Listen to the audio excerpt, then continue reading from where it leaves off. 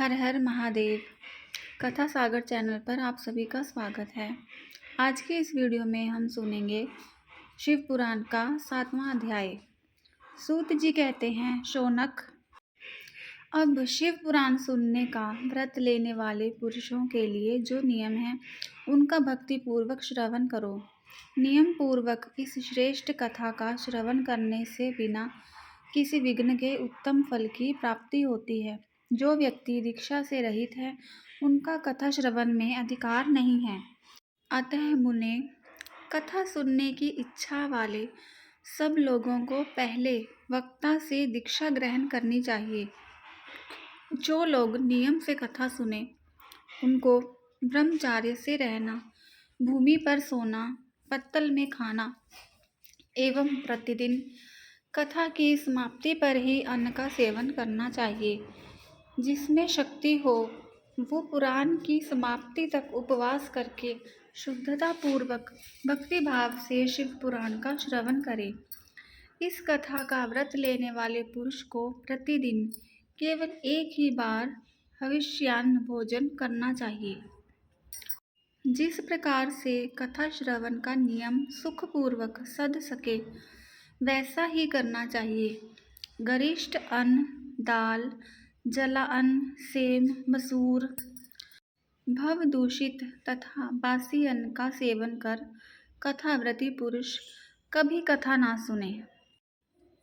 जिसने कथा का व्रत लिया हो वह पुरुष प्याज, लहसुन, हींग, गाजर, मादक वस्तु तथा आमिष कही जाने वाली वस्तुओं का त्याग कर दे। कथा का व्रत लेने वाले पुरुष काम, क्रोध आदि 6 विकारों को, ब्राह्मणों की निंदा को तथा पतिव्रता और साधु संतों की निंदा का भी त्याग कर दे। कथाव्रती पुरुष प्रत्येक दिन सत्य, शौच, दया, मौन, सरलता, विनय तथा हार्दिक उदारता इन सद्गुणों को सदा अपना कर रहे। श्रोता निष्काम हो या सकाम वह नियम पूर्वक कथा का श्रवण करे। सकाम पुरुष अपनी अभीष्ट कामना को प्राप्त करता है और निष्काम पुरुष मोक्ष को पा लेता है। दरिद्र, क्षय रोगी, पापी, भाग्यहीन तथा संतान रहित पुरुष को भी उस उत्तम कथा का श्रवण करना चाहिए। काक, बंध्या आदि जो 7 प्रकार की दुष्टा स्त्रियां हैं वे तथा जिसका गर्भ गिर जाता हो वह भी, इन सभी को शिव पुराण की उत्तम कथा को सुनना चाहिए। मुने, स्त्री हो या पुरुष सबको यत्न पूर्वक विधि विधान से शिव पुराण की यह उत्तम कथा सुननी चाहिए। महर्षि, इस तरह शिव पुराण की कथा के पाठ एवं श्रवण संबंधित यज्ञोत्सव की समाप्ति होने पर श्रोताओं को भक्ति एवं प्रयत्न पूर्वक भगवान शिव की पूजा के समान पुराण पुस्तक की भी पूजा करनी चाहिए। तदनंतर विधि पूर्वक वक्ता की भी पूजा करना आवश्यक है। पुस्तक को आच्छादित करने हेतु नवीन एवं सुंदर बस्ते का निर्माण करें। उसे बांधने के लिए दृढ़ एवं दिव्य डोरी का प्रयोग करें। फिर उसका विधिवत पूजन करें।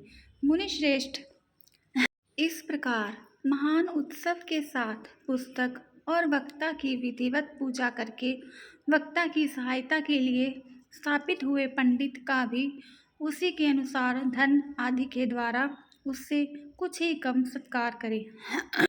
वहाँ आए हुए ब्राह्मणों को अन्न धन आदि का दान करें। साथ ही गीत, वाग और नृत्य आदि के द्वारा महान उत्सव की रचना करें। यदि श्रोता विरक्त हो तो उसके लिए कथा समाप्ति के दिन विशेष रूप से उस गीता का पाठ करना चाहिए जिसे श्री रामचंद्र जी के प्रति भगवान शिव ने कहा था। यदि श्रोता गृहस्थ हो तो उस बुद्धिमान को उस श्रवण कर्म की शांति के लिए शुद्ध हविष्य द्वारा होम करना चाहिए। मुने, रुद्र संहिता के प्रत्येक श्लोक द्वारा होम करना उचित होता है अथवा गायत्री मंत्र से होम करना चाहिए, क्योंकि वह पुराण वास्तव में गायत्री में ही है, अथवा शिव पंचाक्षर मूल मंत्र से हवन करना उचित है। होम करने की शक्ति ना हो तो विद्वान पुरुष यथाशक्ति हवनीय हविष्य का ब्राह्मण को दान करे। न्यून अतिरिक्ता रूप दोष की शांति के लिए भक्ति पूर्वक शिव सहस्त्र नाम का पाठ अथवा श्रवण करें। इससे सब कुछ सफलता मिलती है, इसमें संशय नहीं है, क्योंकि तीनों लोकों में उससे बढ़कर कोई वस्तु नहीं है। कथा श्रवण संबंधित व्रत की पूर्णता की सिद्धि के लिए 11 ब्राह्मणों को मधु मिश्रित खीर का भोजन कराएं और उन्हें दक्षिणा दान दें।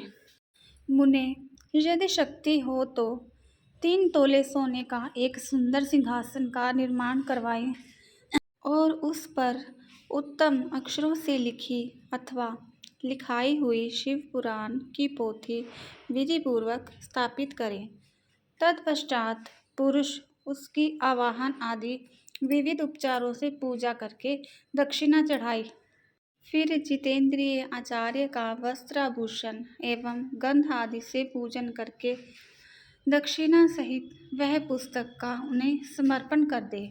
उत्तम बुद्धि वाला श्रोता इस प्रकार भगवान शिव के संतोष के लिए पुस्तक का दान करे। इस पुराण के उस दान के प्रभाव से भगवान शिव का अनुग्रह पाकर पुरुष भवबंधन से मुक्ति पा लेता है।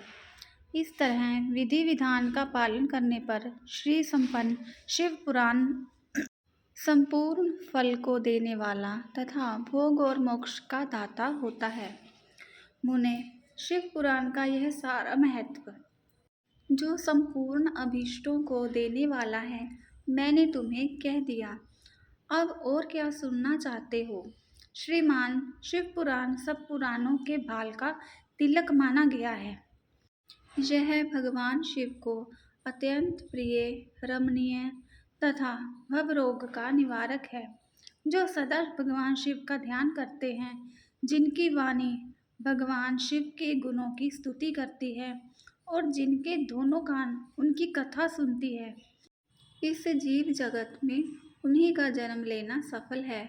वे निश्चय ही संसार सागर से पार हो जाते हैं। भांति भांति प्रकार के समस्त गुण जिनके सच्चिदानंदमय स्वरूप का कभी स्पर्श नहीं करते, जो अपनी महिमा से जगत के बाहर और भीतर भामसान है, तथा जो मन के बाहर और भीतर वाणी एवं मनोवृत्ति रूप में प्रकाशित होते हैं, उन अनंत आनंद घन रूप परम शिव की मैं शरण में जाता हूँ। आज की वीडियो में बस इतना ही। आगे की कथा सुनने के लिए देखते रहिए कथा सागर चैनल। वीडियो पसंद आई हो तो लाइक करें, और अगर आपने अभी तक मेरे चैनल को सब्सक्राइब नहीं किया है तो सब्सक्राइब कर लें। हर हर महादेव।